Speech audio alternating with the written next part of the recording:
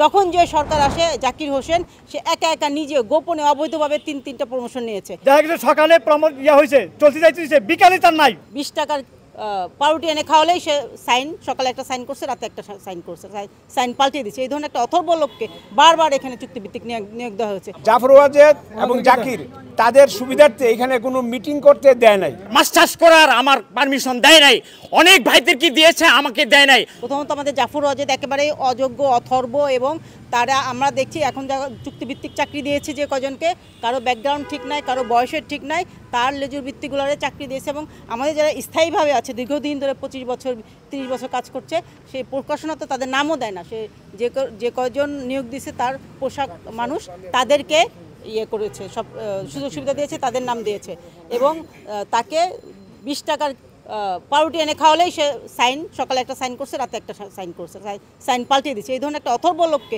বারবার এখানে চুক্তিভিত্তিক নিয়োগ দেওয়া হয়েছে। 250-টিরও বেশি ডিজাইন অপশন নিয়ে ওয়ালটন স্মার্ট ফ্রিজ, বোঝে আপনার প্রয়োজন।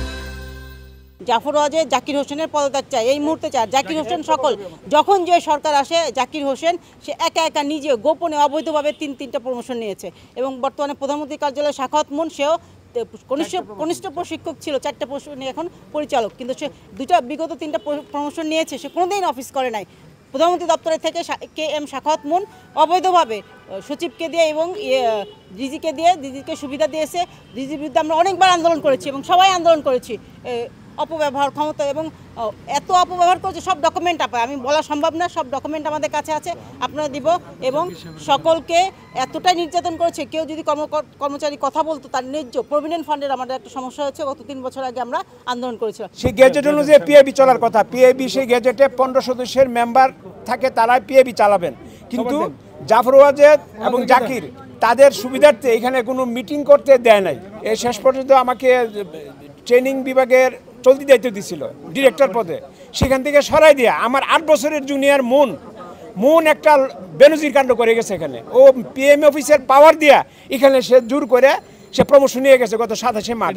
আমরা জাকিরের এক দফায় এক দাবি, আমরা জাকিরের পদত্যাগ চাই এবং বিভিন্ন দুর্নীতিবাজ এবং এখান থেকে যত সব দুর্নীতি জাকিরের সহায়তায় হয়েছে, সহায়তা ছাড়া হয় না। আরেকজন আছে আলী হোসেন, আমাকে অ্যাকাউন্টে ছিলাম, আমাকে ট্রান্সফার করে গবেষণা বিভাগে দিচ্ছে, আমি গবেষণা কিছুই জানি না। সে যতগুলো করছে আলী হোসেন এবং জাকিরের সহযোগিতায় জাফর ওয়াজেদ এগুলো সব করছে, কাউরে করতে দেয় নাই। এবং প্রত্যেকটা কর্মচারী আজকে যেমন এই প্রত্যেকটা কর্মকর্তা তাদের এই দুর্নীতির যে প্রতিবাদ করলেই তাকে সংসদ চেঞ্জ করা দিত।